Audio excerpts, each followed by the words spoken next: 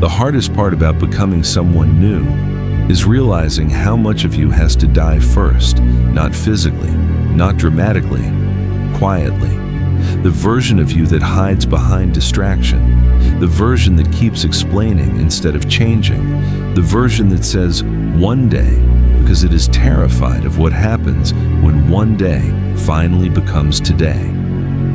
People think transformation is supposed to feel inspiring, clean, cinematic. They think growth arrives like sunlight through a window. But most real growth begins in darkness, in confusion, in the kind of silence that forces you to hear your own thoughts without interruption. And that is where most people turn back. Because when the noise disappears, you meet yourself, not the performance, not the personality you built for other people, not the edited version of your life. You meet the habits you repeat when nobody is watching, the excuses that have become part of your identity, the fear sitting underneath your confidence like rot beneath painted wood. And suddenly you understand something uncomfortable. Your biggest battle was never with the world.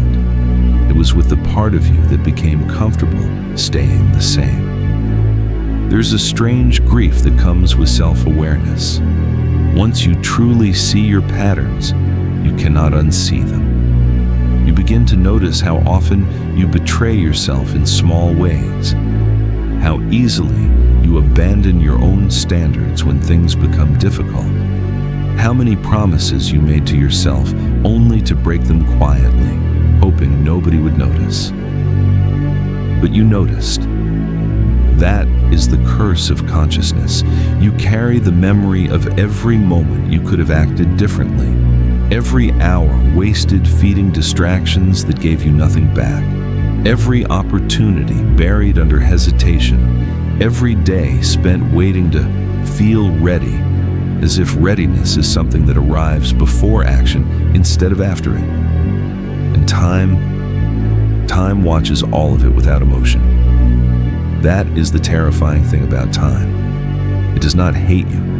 It does not pity you. It just keeps moving.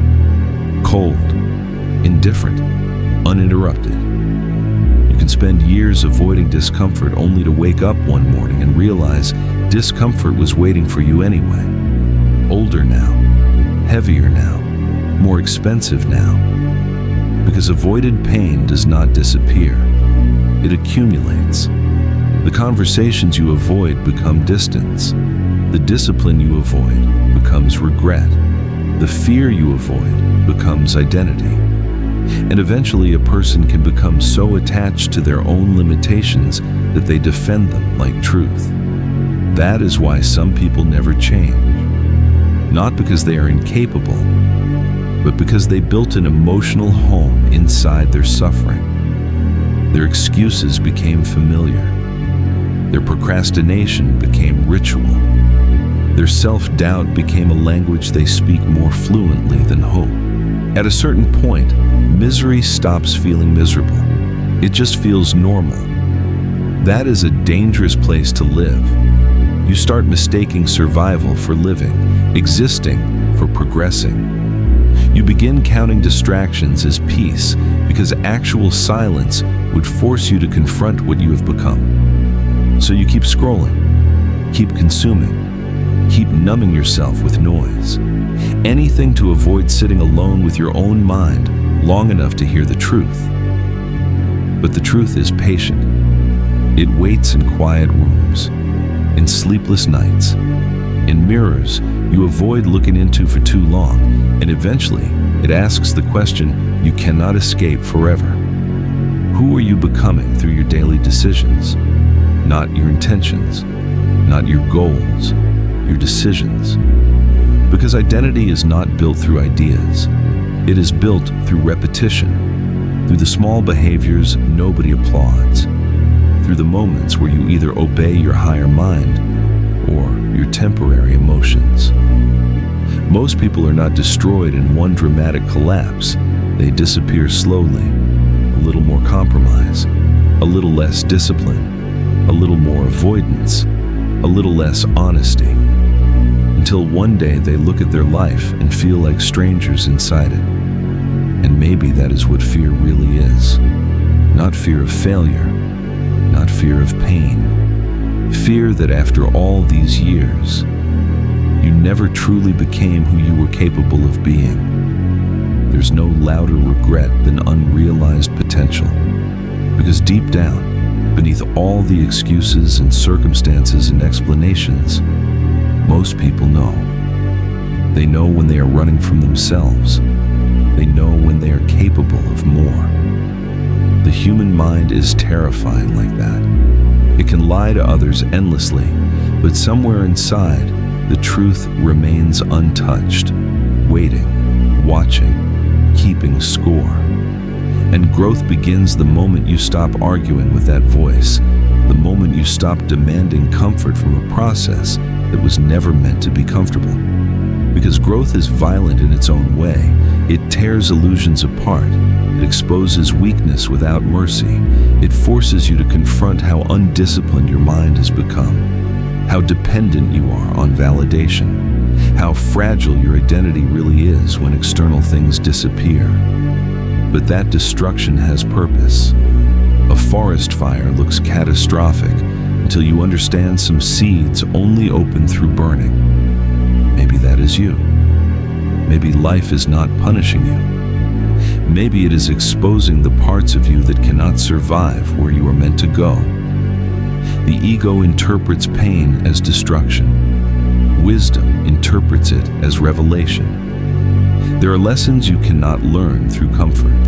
Some truths only arrive after disappointment empties you out, after failure humbles you, after loneliness strips away distraction and leaves you face to face with yourself in the dark. And if you stay there long enough, without running, something begins to change. Not all at once, quietly. You become less impulsive, less dependent on motivation. You stop romanticizing easy paths because you finally understand that comfort has a cost. You realize discipline is not punishment. It is self-respect in action. Every difficult choice becomes a vote for the person you are trying to become. And slowly, your mind stops feeling like an enemy. Because confidence was never built by positive thinking.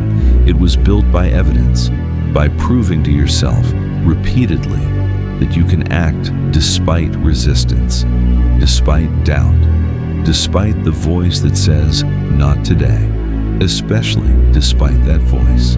Anyone can move forward when inspired, but there is something almost spiritual about continuing when inspiration disappears, when nobody is watching, when progress is invisible, when your old habits are screaming for your return.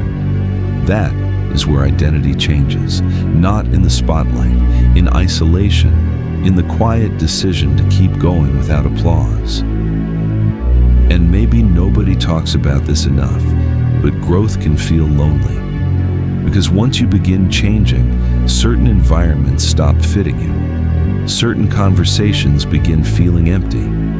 Certain people become reminders of who you used to be. You outgrow things.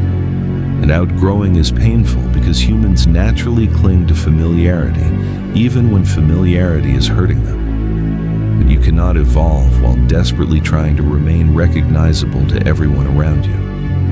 At some point, you must decide whether your life belongs to your potential or to other people's expectations of you. That decision changes everything. Because the moment you take full responsibility for your life, excuses lose their power. You stop wasting energy blaming the past, your circumstances, your luck, your environment. Not because those things never hurt you, but because you finally understand that pain can explain you without defining you. There is a difference. And perhaps maturity is realizing that healing is your responsibility even when the wound was not your fault. Nobody can do the internal work you. Nobody can face your fears for you. Nobody can build your discipline. Nobody can save you from the consequences of your own inaction. One day, Your life will simply become the reflection of what you repeatedly tolerated. That realization is heavy, but it is also liberating. Because if your decisions created this version of you, then different decisions can create someone else, someone stronger, someone calmer, someone honest, someone who no longer runs from discomfort because they understand discomfort is often the doorway. So grow through it. Grow through the uncertainty. Grow through the loneliness. Grow through the failure. Grow through the silence. Do not wait for the pain to disappear before you move.